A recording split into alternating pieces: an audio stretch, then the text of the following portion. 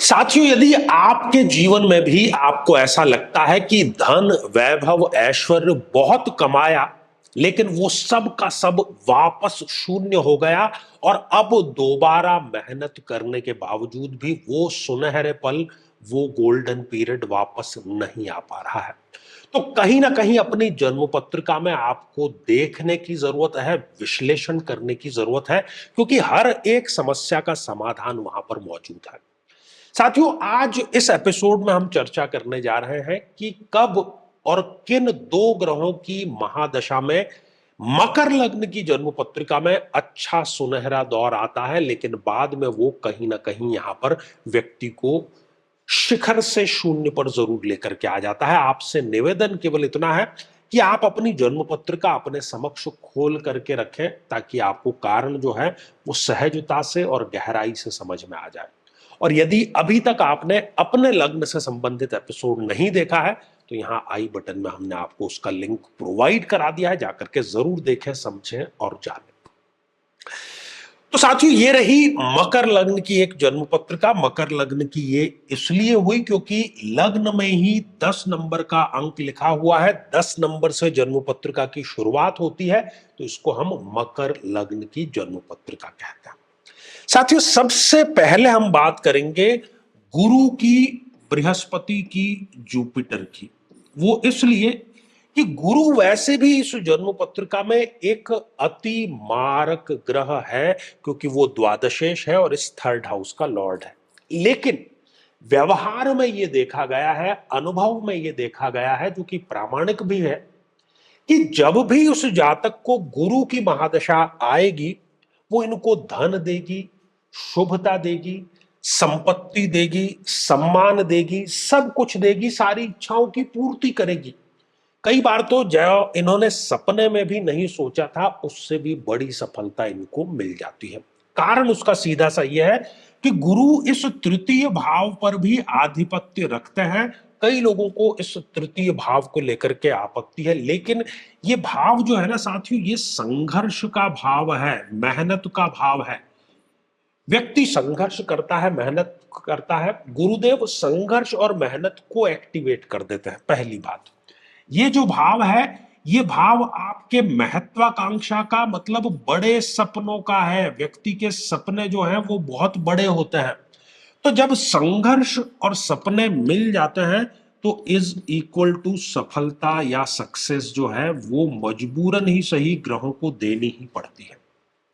ठीक है, ये सारा कार्य कर दिया थर्ड हाउस के एक्टिवेशन ने, लेकिन यही गुरुदेव की महादशा जाते जाते इस 12th हाउस को भी एक्टिवेट कर देती है, क्योंकि इसका भी आधिपत्य गुरुदेव के पास में भी है।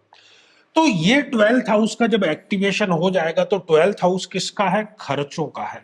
तो खर्चे बेतहाशा व्यक्ति के बढ़ जाते हैं, छोटा बड़ा रोग हो जाता है, लीवर से संबंधित कोई रोग हो, या ट्यूमर से संबंधित कोई रोग हो, या मोटापा जो कि हर एक रोग की जननी है, उससे संबंधित किसी न किसी प्रकार का जो है वो रोग व्यक्ति को हो जाता है।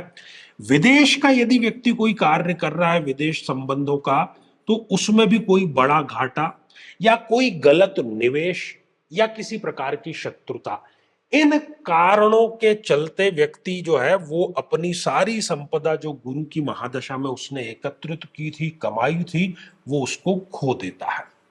पहली बात, ये गुरुदेव की महादशा में होता ही होता है। अब दूसरा जो ग्रह है वो भी बड़ा महत्वपूर्ण है, और वो है बुध देव मर्क्यूरी। बुध जो है वो एक अति योग कारक ग्रह है इस जन्म पत्रिका में, क्योंकि वो भाग्येश होते हैं साथियों, 9वें भाव को वो एक्टिवेट करता है। ठीक है, अब जब भी व्यक्ति को मकर लग्न में बुध की महादशा आएगी, वो व्यापार के माध्यम से अच्छा पैसा कमाएगा, अपने बुद्धि बल के माध्यम से अच्छा पैसा कमाएगा, अपनी वाणी के माध्यम से अच्छा पैसा कमाएगा, भाग्य उसका साथ देने वाला होगा। ठीक है, लेकिन यही जाती हुई महादशा इस छठे भाव का भी एक्टिवेशन करके इसके भी रिजल्ट आपको देगी, जो कि हम भूल ही जाते हैं। ये क्या देगी? ये रोगेश है तो रोग देगी। रोग भी खासतौर पर किस प्रकार के? ईएनटी अर्थात कान, नाक और गले से संबंधित, श्वसन तंत्र से संबंधित, दमा से संबंधित, हार्मोनल डिसबैलेंस से संबंधित, त्वचा संबंधी कोई गंभीर बीमारी।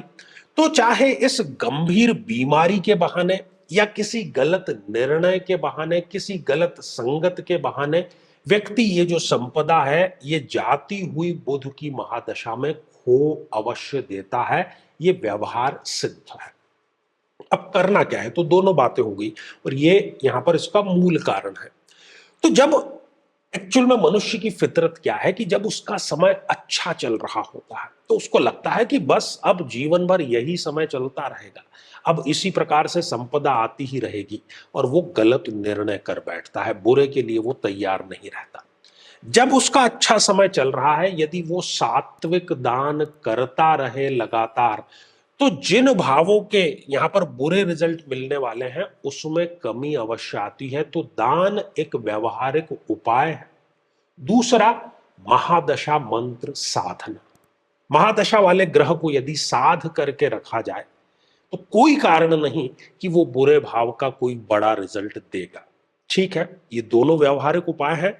श्रृंखला ये हमारी जारी है, पूरी वैज्ञानिक और शोध परक है।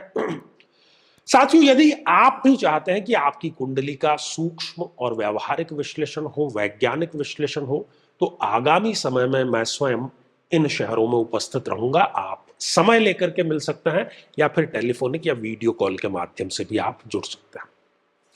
और यदि आप चाहते हैं कि आपके किसी एक प्रश्न का निःशुल्क मार्गदर्शन किया जाए, तो हमारे इस वीडियो को आप हाइप कीजिए और उसका जो स्क्रीनशॉट है वो दिए गए व्हाट्सएप नंबर पर भेज दीजिए, क्योंकि प्रति शनिवार दोपहर 3 बजे हम खास लाइव कार्यक्रम लेकर के आते हैं। तो साथियों, इसी मंगल कामना के साथ में कि आप सभी स्वस्थ, समृद्ध और शांतिपूर्वक जीवन व्यतीत करें। नमस्कार। साथियों, कई वर्षों के जन्म पत्र का अध्ययन और लाखों कुंडलियों के अध्ययन के बाद हम ये कह सकते हैं कि यदि किसी की जन्म पत्रिका में शनि पीड़ित है तो उसको इस ग्रह की महादशा में इन 9 लक्षणों का, इन 9 कष्टों का, पीड़ाओं का अवश्य सामना करना पड़ता है। व्यक्ति कर्मचारियों, खासतौर पर 4th क्लास के एम्प्लॉय से सदैव परेशान ही रहता है। अपने ही परिवार का विरोध हर बार उसको सहन करना पड़ता है। शरीर के जोड़ों में गठिया का रोग बहुत युवा अवस्था में ही घर कर जाता है। पूरी की पूरी ये दशा इनके लिए मृत्यु तुल्य कष्ट लेकर के आती है और हर एक कार्य में इनके देरी अवश्य होती है। झूठे इल्जामों का इनको सामना करना पड़ता है। बदनामी के कारण इनका कई बार घर से निकलना दूभर हो जाता है और किसी केस में तो जेल योग तक का इनके समीकरण जरूर बनता है। व्यक्ति कई बार आलस्य के चलते आवश्यक कार्य को भी टालता चला जाता है। लेकिन साथियों, यदि आप भी इन सभी कष्टों से स्थायी और सटीक मुक्ति प्राप्त करना चाहते हैं तो उसका तरीका है इस ग्रह की महादशा मंत्र साधना दीक्षा, जो विशेष रूप से आपके नाम, आपकी जन्मतिथि के अकॉर्डिंग की जाएगी और गुरु दीक्षा के माध्यम से अभिमंत्रित माला भी आपको प्रदान की जाएगी, ताकि न केवल ये सारे कष्ट दूर हों बल्कि ये पूरी की पूरी महादशा आपके लिए शांतिदायक और सुख समृद्धिदायक साबित हो।